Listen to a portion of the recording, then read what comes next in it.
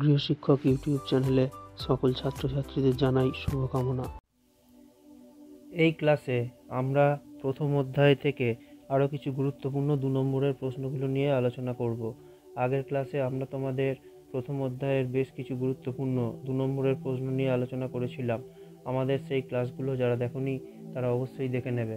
আর আমাদের চ্যানেলটা এখনও যারা সাবস্ক্রাইব করোনি তারা চ্যানেলটাকে সাবস্ক্রাইব করে পাশে থাকা বেল আইকনটা প্রেস করে রাখবে, তাহলে আমাদের চ্যানেলের নতুন ক্লাসগুলো তোমরা দেখতে পাবে। আমাদের আজকের আলোচনার প্রশ্ন প্রথমটা যেটা আছে সেটা হচ্ছে ভি আকৃতির উপত্যকা বা গিরিখাত।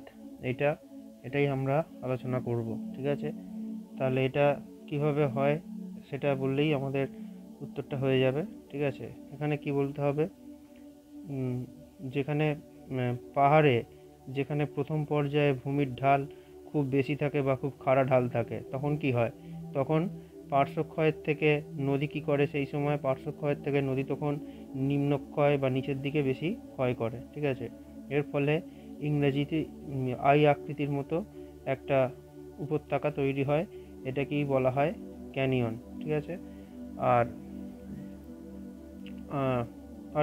আর এখানে বৈশিষ্ট্য কিছু বলতে হবে, যেমন হচ্ছে যে শুষ্ক অঞ্চলের যে ক্যানিয়ন কোথায় দেখা যায়, ক্যানিয়ন সাধারণত শুষ্ক অঞ্চলে, অর্থাৎ যেখানে বৃষ্টি একদমই হয় না সেখানেই কিন্তু ক্যানিয়ন দেখা যায়। আর ক্যানিয়ন কি হয়, ক্যানিয়ন গিরিখাতের থেকে অনেক গভীর হয় আর এটা অনেক সরু বা সংকীর্ণ হয়, ঠিক আছে? আর বলা যায়, উদাহরণ তোমরা অবশ্যই লিখবে, যেমন হচ্ছে যে কলোরাডো নদীর গ্র্যান্ড ক্যানিয়ন, এটুকু বললেই হয়ে যাবে, ঠিক আছে? আর এরপরে যেটা আছে সেটা হচ্ছে যে গিরিখাত। আচ্ছা, ঠিক আছে, এই হচ্ছে ক্যানিয়নের ছবি, যেটা আই আকৃতির উপত্যকা যেটা বললাম আমরা, সেইটা এই যে এইটা। আর এটা হচ্ছে যে ভি আকৃতির উপত্যকা।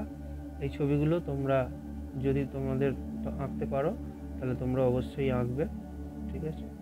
আর আঁকার সময় খুব বেশি ভালোভাবে আঁকার দরকার নেই, শুধুমাত্র বোঝানোর মতোই আঁকতে হবে, কেননা তোমাদের সময়টাও তোমাদেরকে পরীক্ষার সময় মেনটেন করতে হবে, ঠিক আছে? আর এর পরেরটা যেটা আছে সেটা হচ্ছে যে আই আকৃতির উপত্যকা বা ক্যানিয়ন। এটা কি, এটা হচ্ছে যে পার্বত্য প্রবাহের দ্বিতীয় পর্যায়ে, মানে যেখানে ভূমির ঢালটা একটুখানি কমে যায়। এর আগেরটা প্রথম পর্যায়ে কি বললো, যেখানে ঢালটা খুব বেশি থাকে, এখানে ঢালটা একটু কমে যায়, তখন নদীর কি হয়, এই সময় নদী নিচের দিকে যেমন ক্ষয় করে বা নিম্নক্ষয় করে, আর এই সময় নদী পার্শ্বক্ষয় বা পাশের দিকে, নদীর দুপাশে এই সময় ক্ষয় করতে থাকে। এর ফলে নদী উপত্যকাটা ভি এর মতো আকৃতি হয়ে যায়। এটাকেই বলা হয় গিরিখাত, ঠিক আছে? আর এর বৈশিষ্ট্য কি, গিরিখাত কি হয়, গিরিখাতের মধ্যে কিন্তু জল থাকে, ঠিক আছে? এটা কিন্তু শুষ্ক হয় না, আর গিরিখাত কিন্তু অনেক বেশি গভীর হয় না আর সরু হয় না, ঠিক আছে? ক্যানিয়নের মতো এটা গভীর বা সরু হয় না, ঠিক আছে? এটা বললেই হয়ে যাবে। যেমন হচ্ছে যে উদাহরণ বলবে কালীগণ্ডক নদীর গিরিখাত, এটা বললেই হবে, ঠিক আছে? আচ্ছা, এরপরে যে প্রশ্নটা আছে সেটা হচ্ছে যে জলপ্রপাত, ঠিক আছে? তাহলে জলপ্রপাত কি, জলপ্রপাত হচ্ছে যে কঠিন আর কোমল শিলা। এটা তোমরা কঠিন কোমল শিলার অবস্থান এইভাবেও লিখতে পারো পয়েন্ট করে, ঠিক আছে? তাহলে নদীর গতিপথে কঠিন ও কোমল শিলা পাশাপাশি অবস্থান করলে যদি ক্ষয় কি হয়, কোমল শিলাগুলো খুব তাড়াতাড়ি ক্ষয় হয়ে যায় আর কঠিন শিলাগুলো ক্ষয় কম হয়। তার ফলে কি হয়, তার ফলে জলপ্রপাত তৈরি হয়, ঠিক আছে? আরেকটা কীভাবে হয়, আরেকটা ঝুলন্ত উপত্যকা, মানে ওই আমাদের তোমার ওই হিমবাহের আমরা পড়ে এসেছিলাম, হিমবাহের ক্ষয়কাজে সেখানে যে ঝুলন্ত উপত্যকা, সেখানেও কিন্তু জলপ্রপাত দেখা যায়। আর আরেকটা হয় মালভূমির প্রান্তে, সেখানে মালভূমির প্রান্তে যদি খাড়া ঢাল থাকে তাহলে তার উপর দিয়ে নদী বয়ে গেলে সেখানে ওই জলের তলটার একটু পার্থক্যের জন্য সেখানেও কিন্তু জলপ্রপাত তৈরি হয়, ঠিক আছে? এই হচ্ছে জলপ্রপাতের ছবি। এই হচ্ছে কঠিন শিলা, নরম শিলা, এগুলো পরস্পর থেকে এইভাবে কঠিন শিলা ক্ষয়ে যায় আর কঠিন শিলাগুলো থেকে যায় আর নরম শিলাগুলো ক্ষয়ে গিয়ে এইভাবে জলপ্রপাতটা তৈরি হয়, ঠিক আছে? এটুকু বললেই হবে। উদাহরণ কি বলবে, উদাহরণ তোমরা একটা জলপ্রপাত বা অন্য যে কোনো যার যেটা মনে থাকবে সেটা লিখবে, একটা উপরে উদাহরণ অবশ্যই লিখবে, ঠিক আছে? আর এরপরে যেটা আছে সেটা হচ্ছে যে প্রপাতকূপ। আচ্ছা, আর আমাদের ক্লাস কেমন লাগছে সেটা তোমরা কমেন্টে লিখে জানাবে, আর আমাদের এই ক্লাসগুলো তোমরা বন্ধুদের মধ্যে শেয়ার করবে। ঠিক আছে। তাহলে প্রপাতকূপ কি? এটা জলপ্রপাতের সাথে একটা সম্পর্ক থাকে। এই যে জলপ্রপাত আর এখানে হচ্ছে প্রপাতকূপ, ঠিক আছে। তাহলে জলপ্রপাত, যেখানে জলপ্রপাতের ওপর থেকে যে জলটা পড়ে নিচে, তখন কি হয়, তখন সেখানে অনেক বড় বড় গর্ত তৈরি হয়, ঠিক আছে। এই গর্তগুলোকেই কি বলে, এই যে বড় বড় যে গর্ত তৈরি হয়, এই গর্তগুলোকেই বলা হয় প্রপাতকূপ, ঠিক আছে। আর এগুলো অনেক, আর এর বৈশিষ্ট্য কি বলা যেতে পারে? এর বৈশিষ্ট্য হচ্ছে এই গর্তগুলো আকারে অনেক বড় হয়।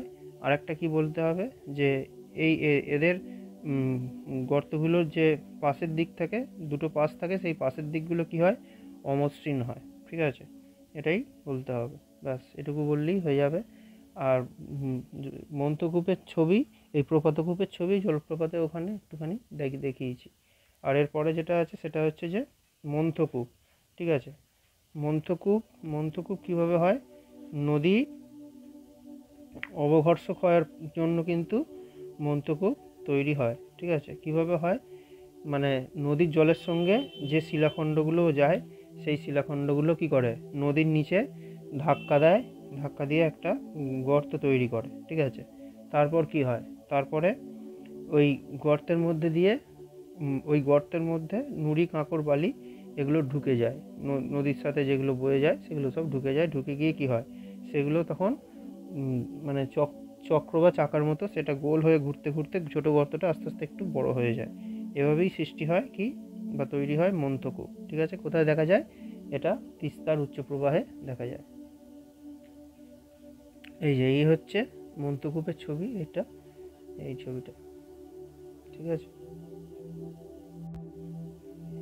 এরপর যেটা আছে সেটা হচ্ছে যে শৃঙ্খলিত শৈলশিরা, এই প্রশ্নটা, ঠিক আছে।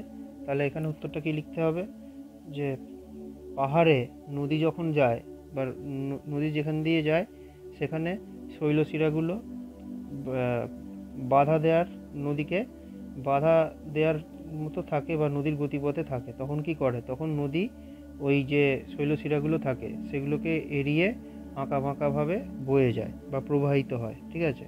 তাহলে এতে দূর থেকে দেখে কি মনে হয়, দূর থেকে দেখে মনে হয় যে শৈলশিরাগুলো যেন শৃঙ্খলিত অবস্থায় পরস্পর অবস্থান করেছে। এটাকেই কি বলে, এটাকেই বলা হয় শৃঙ্খলিত শৈলশিরা। কোথায় দেখা যায় এটা? এটা গঙ্গা নদীর একদম উচ্চ প্রবাহে বা পার্বত্য প্রবাহে এটা দেখা যায়, ঠিক আছে। আর পরের ক্লাসে আমরা তোমাদের আরও কিছু প্রথম অধ্যায়ে 2 নম্বরের প্রশ্ন নিয়ে আলোচনা করব।